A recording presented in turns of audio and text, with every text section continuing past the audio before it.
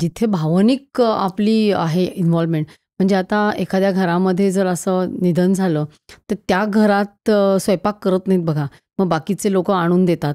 मला वाटतं ते त्यासाठीच असेल ना, की ते दुःखात आहेत. त्यांनी कुठे चूल पेटवायची? की त्याला अजून काही खरंच आहे कारण? नाही, मगाची जी बॅक स्टोरी होती की बाबा की संसर्गाने गेला असेल समजा, की तो घरामध्ये करताना किंवा त्यांना घराच्या बाहेर पडायचं नाही आहे. आता घरामध्ये भाजीपाला असेल नसेल माहीत नाही आहे.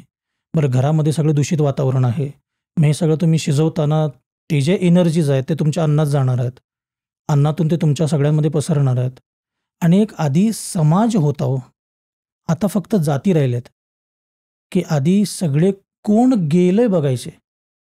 आडनाव बघून घरात जात नव्हते ना. जसं आता मी तुम्हाला सांगतोय, लोकं आडनाव काय, हा जोशी आहे काय? जज करणार आहेत ना. काय सांगतो हे महत्त्वाचं नाही आहे. कोण सांगतं हे महत्त्वाचं आहे. तसं आधी समाज होता हो. आता फक्त काय लगेच डिफरंट जाती झाल्या. प्रत्येकानं आता दिवस वाटून घेतलेत ना. परशुराम जयंती ह्यांची, अरे राज्याभिषेक ह्यांचा, अबा 14 एप्रिल आमची. असं नाही आहे. सगळे आपलेच आहेत ना. महाराजांच्या वेळेपर्यंत जात होती का? ब्रिटिशर्स आल्याने जात आली ना. मग जात म्हणजे काय आहे? जे मी कर्म करतो ती जात आहे. जन्म घेतो ती जात नाही ना. समजा मी जोशी आहे आणि माझं समजा बाटाचं शोरूम असेल, मी चांभार झालो, ब्राह्मण नाही. तत्व आहेत ना ही. म्हणून आमचे वडील आजोबा किंवा कोणाचे म्हणायचे, बाबा की तू सुतार आहेस ना, पाट तरी कर, शिडी तरी बनव. ते तत्व जिवंत राहिलं पाहिजे. त्यामुळं कर्मानी जातीचे व्हा, जन्माने होऊ नका. अस्थि विसर्जन त्याला महत्त्व आहे ना? आता बेसिकली कसं आहे की सगळेजण म्हणतात की तिसऱ्याच दिवशी अस्थि विसर्जन व्हायला पाहिजे. आता तसं लिहिलेलं नाही आहे. शास्त्र काय म्हणतं की ॲज सून ॲज पॉसिबल अस्थि विसर्जन करा. आता हे का होतं तिसऱ्या दिवशी, 5व्या दिवशी? की आधी लोकांकडे व्हेइकल्स नव्हत्या. आता समजा एखादी व्यक्ती गेलं, तर आम्ही पत्र तार करायचो ना, बाबा की अशी-अशी अमुक-अमुक व्यक्ती गेली, तू निघ. मग तो बैलगाडी, घोडागाडी जसं मिळेल तसं तो यायचा. मग ते पत्र पोचायला एक दिवस, त्याला यायला एक दिवस. मग किमान बॉडीचं नाही, अस्थीचं तर त्याला दर्शन घडावं, म्हणून 3ऱ्या-5व्या दिवशी करा, ही सोय होते. आता कसं झालंय की अस्थि विसर्जन आहे ना, विसर्जन म्हणलं की वाहतं पाणी पाहिजे. हं. आता अगेन डिबेटेबल की गणपती विसर्जन. गणपती बादलीत विसर्जन होत नाही ना, वाहतं पाणी पाहिजे. मी तुम्हाला याचं उदाहरण देतो की आता गणपती विसर्जन म्हणलं ना आपल्याकडं, की माणूस वारला, दिवा कसला लावतात? मातीचा. तुम्ही नागपंचमी करत असाल, त्यावेळी नाग कुठला आणता तुम्ही? मातीचा. बैलपोळ्याला बैल कोणता आणता? मातीचा. प्रत्येक गोष्ट नदीमध्ये डिझॉल्व्ह होणारी आहे.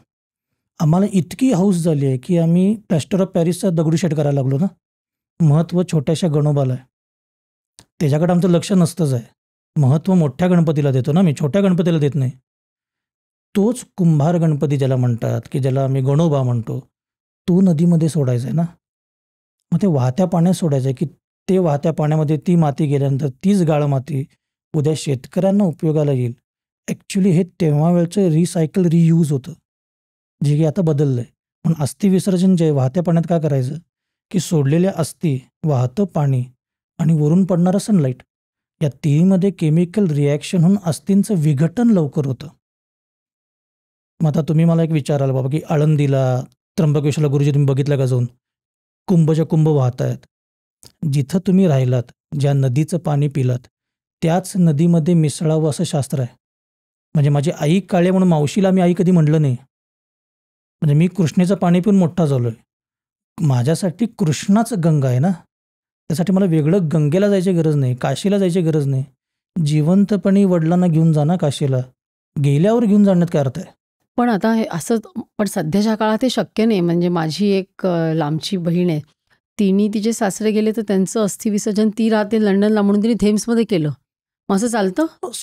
समुद्रामध्येच चालतंच ना अस्थि विसर्जन करायला. म्हणजे कुठेही? हां, म्हणजे थोडक्यात काय की वाहतं पाणी असेल म्हणजे काय आहे? की त्याच्यामध्ये मासे असतात.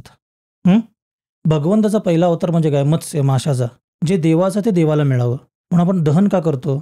की देवांचं मुख हे अग्नी सांगितलंय. हा देह मला देवांनी दिलाय. माध्यम आईवडील आहेत. मग मी जाणार कोणाकडे आहे? देवाकडे जायचं आहे. म्हणून आम्ही पुरत नाही, दहन करतो. आणि दुसरी गोष्ट, दहन का करतो? आता कोविडमध्ये जात पात धर्म बघितला का? सगळ्यांना दहन केलं ना. का केलं? की पर्टिक्युलर सेल्सिअसपर्यंत तापमान गेल्यानंतर सगळे तुमचे जीवाणू, विषाणू जे काय असतील ते जळून जातात. मग इतका प्रगत धर्म तेव्हापासूनचा आहे ना आपला, की ज्याच्यामध्ये बदल करण्याची गरज लागली नाही आहे. पण आपण जे असं म्हणतो की आपलं शरीर हे पंचमहाभूतांनी बनलेलं आहे आणि म्हणून मग शेवटी ते तिथेच विलीन होणार आहे ना. बरोबर. मग ते कुठेही झालं तरी काही तसा प्रश्न येत नाही, नाही का? नाही, आता कसं आहे, आता तुम्ही म्हणला ना पंचतत्व, आता तुम्हाला उदाहरण देतो सोपं. माझा मित्रच आहे, त्याची आई वारली, तो मराठा समाजामधला आहे. मग त्यांच्यामध्ये रिच्युअल्स असतात की बाबा त्याला अंघोळ घातली जाते त्या व्यक्तीला, आणि वेणी वेळ घातली जाते वगैरे वगैरे. त्यांनी केस विंचरले आणि त्याचा तो कंगवा जो आहे तो तिथंच राहिला आणि ते दहन करून आल्यानंतर तो कंगव्याला केस होते. मग तो म्हणणारे आईचे केस आहेत, मग त्यानं ते जपून ठेवले. तुम्ही म्हणणार पंचतत्वात विलीन होणं का गरजेचं आहे, की त्यानं ते जपून ठेवले.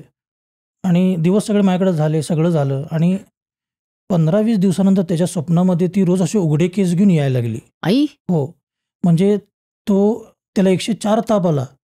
मग त्यानंतर तो मला फोन केला की अरे असं असं व्हायला लागलं, असं असं व्हायला लागलं. मी त्याला 2-3 गोष्टी सांगितल्या, असं करून बघ, तसं करून बघ, पण काय फरक पडला नाही.